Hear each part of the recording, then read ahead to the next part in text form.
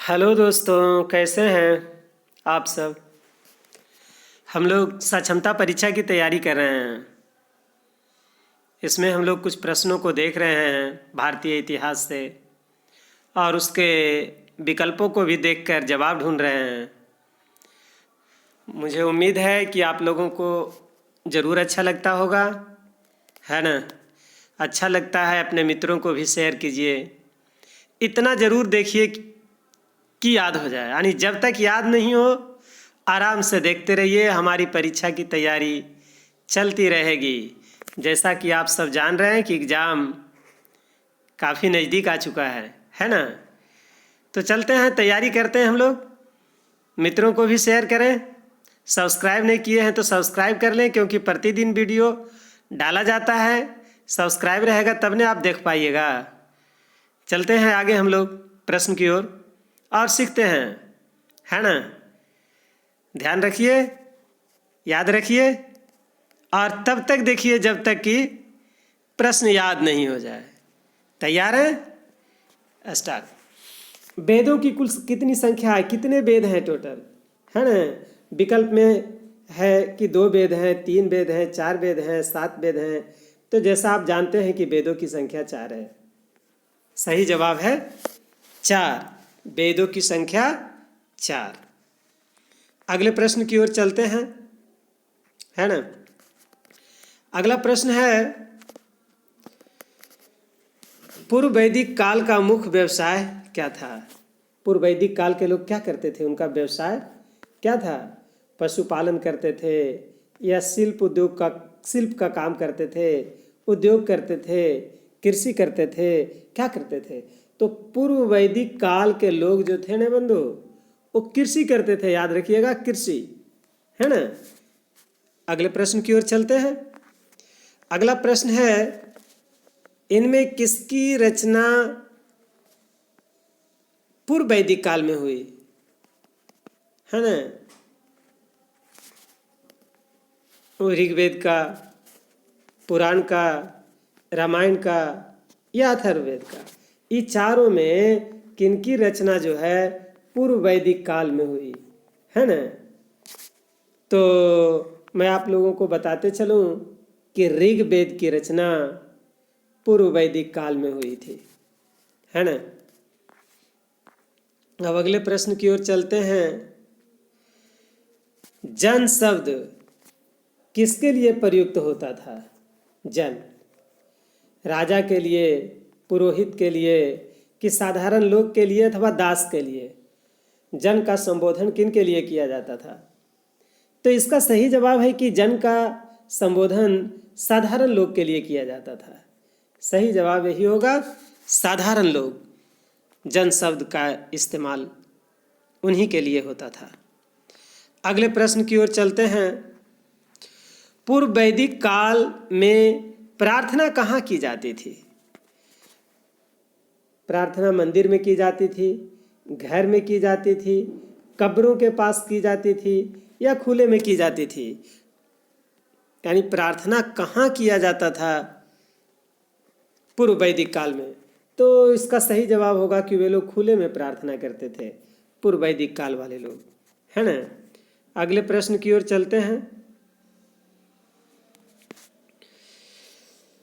उत्तर वैदिक काल की कौन सी विशेषता थी, यानी उसकी मुख्य विशेषता क्या थी उत्तर वैदिक काल की। राज्यों का उदय, लोहे का प्रयोग, वर्ण व्यवस्था या ये सारे कार्य, है ना। तो इसका सही जवाब होगा कि उत्तर वैदिक काल के लोग जो हैं ये सभी कार्य करते थे। वर्ण व्यवस्था, लोहे का भी प्रयोग करते थे और राज्यों का भी उदय हो चुका था उस टाइम, है ना। अगला प्रश्न है,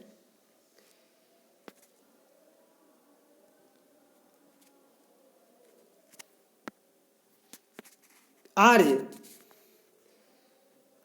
आर्य शब्द का शाब्दिक अर्थ क्या है। आर्य का मतलब क्या होता है।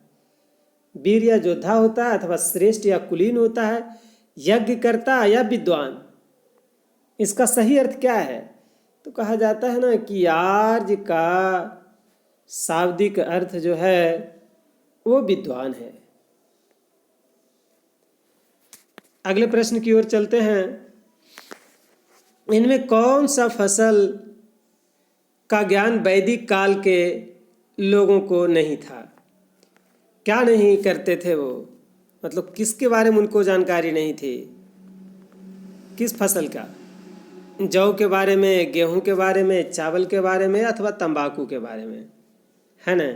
तो कहा जाता है कि इनको गेहूं के बारे में कोई जानकारी नहीं थी, है ना, वैदिक काल के लोगों को गेहूं के बारे में। अगले प्रश्न की ओर चलते हैं। अगला है उत्तर वैदिक काल के वेद विरोधियों और ब्राह्मण विरोधी धार्मिक अध्यापकों को किस नाम से जाना जाता था? ये वेद विरोधी और ब्राह्मण विरोधी थे, है ना? उनको क्या कहा जाता था? यजमान कहा जाता था कि श्रवण कहा जाता था कि अथर्वण कहा जाता था कि श्रेष्ठिन कहा जाता था? इनको क्या कहा जाता था? तो ये जो थे ना, इनको श्रमण कहा जाता था, है ना, श्रमण। अगले प्रश्न की ओर चलते हैं। अगला प्रश्न है वैदिक गणित का महत्वपूर्ण अंग है कौन? शतपथ ब्राह्मण, अथर्ववेद, शुल्ब सूत्र या छंदोग्य उपनिषद, है ना? वैदिक गणित का महत्वपूर्ण अंग कौन है? तो इसका सही जवाब होगा कि वैदिक गणित का महत्वपूर्ण अंग शुल्ब सूत्र है। क्लियर? चलते हैं अगले प्रश्न की ओर। अगला प्रश्न है छंदोग्य भारत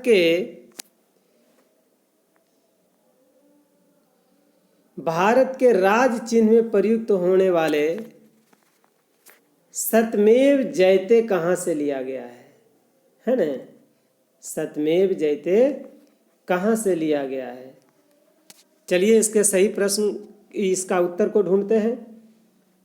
सत्यमेव जयते मुंडकोपनिषद से लिया गया है कि कठोपनिषद से लिया गया है कि ईश उपनिषद से लिया गया है कि बृहदारण्यक उपनिषद से लिया गया है? इसका सही जवाब है कि सत्यमेव जयते मुंडको उपनिषद से लिया गया। मुंडक उपनिषद या मुंडको उपनिषद लिखा रहता है क्वेश्चन में, यहीं से लिया गया है इसको, है ना, मुंडको उपनिषद से। अगले प्रश्न की ओर चलते हैं। अगला प्रश्न है कि भारतीय संगीत का आदि ग्रंथ किसको कहा जाता है ना? ऋग्वेद को, उपनिषद को, यजुर्वेद को अथवा सामवेद को, है ना? तो इसके बारे में हम बताना चाहेंगे कि गायन प्रधान वही हुआ संगीत का संबंध सामवेद से है ना? यजुर्वेद जो है ना जग प्रधान है, जग की विधियां उसमें लिखी हुई है। अगले प्रश्न की ओर चलते हैं। प्रथम विधि निर्माता कौन है? मनु, चाणक्य, चंद्रगुप्त या सेलुकस? ये चारों में से किनको प्रथम विधि निर्माता माना जाता है? तो कहा जाता है कि प्रथम विधि निर्माता मनु को माना जाता है। मनु प्रथम विधि निर्माता थे, है ना? अगले प्रश्न की ओर चलते हैं। अगला प्रश्न है पुराणों की संख्या कितनी है? कै पुराण थे? 18, 19, 20, 21? कितने पुराण हुआ करते थे? तो सही जवाब है कि पुराणों की संख्या 18 है। टोटल 18 पुराण हुआ करते थे, है ना? पुराणों की संख्या 18। अगले प्रश्न की ओर चलते हैं। अस्तोमा सद्गमय कहाँ से लिया गया है ना? ऋग्वेद से लिया गया, सामवेद से लिया गया, यजुर्वेद से लिया गया, अथर्ववेद से लिया गया है। वाक्य तो आप लोग कई बार सुने होंगे, अक्सर सुनते हैं कि अस्तोमा सद्गमय, है ना? कहाँ से लिया गया है? इसका सही जवाब होगा कि अस्तोमा सद्गमय ऋग्वेद से लिया गया है ना? अगले प्रश्न की ओर चलते हैं। अगला प्रश्न है आर्य भारत में सर्वप्रथम कहाँ बसे? गुजरात में बसे, बिहार में बसे, पंजाब में बसे, पांचाल में बसे। आर्य सर्वप्रथम आकर के कहाँ बसे? तो गुजरात, बिहार और पांचाल नहीं होकर के पंजाब होगा। पंजाब में आकर बसे थे आर्य सबसे पहले हमारे देश में। अगले प्रश्न की ओर चलते हैं। प्रसिद्ध 10 राजाओं का युद्ध, जिसको दास राज युद्ध कहते हैं, किस नदी के तट पर लड़ा गया है ना? ये दास राज युद्ध जो है किस नदी के तट पर लड़ा गया? गंगा नदी, ब्रह्मपुत्र नदी, कावेरी नदी या परुष्णी नदी, है ना? इसका सही जवाब होगा कि परुष्णी नदी के तट पर लड़ा गया था दास राज युद्ध, यानी 10 राजाओं का जो युद्ध था वो यही नदी उसका गवाह था। अगले प्रश्न की ओर चलते हैं। 800 ईसा पूर्व से 600 ईसा पूर्व के काल किस युग से जुड़ा हुआ है ना? इसके बारे में हम बात करते हैं ब्राह्मण युग से, सूत्र युग से, रामायण युग से या महाभारत युग से। किस युग से जुड़ा हुआ है? तो 800 ईसा पूर्व से 600 ईसा पूर्व का जो समय है वो ब्राह्मण युग का समय है, ब्राह्मण युग से जुड़ा हुआ था। सही जवाब यही होगा, ब्राह्मण युग, है ना? चलते हैं अगले प्रश्न की ओर। ध्यान रखिए, देखते रहिए, है ना? याद भी रखिए। गायत्री मंत्र किस पुस्तक से ली गई है? अक्सर एग्जाम में पूछा जाता है गायत्री मंत्र किससे ली गई है? ऋग्वेद से, यजुर्वेद से, उपनिषद से या भगवत गीता से? किससे लिया गया है ये?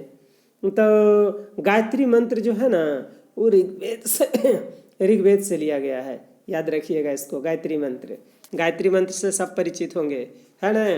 हाँ, तो ऋग्वेद से ली गई है उसको। अब देखिए 79 में, मतलब अगले क्वेश्चन में है मिलान करने के लिए सुमेलित, है ना?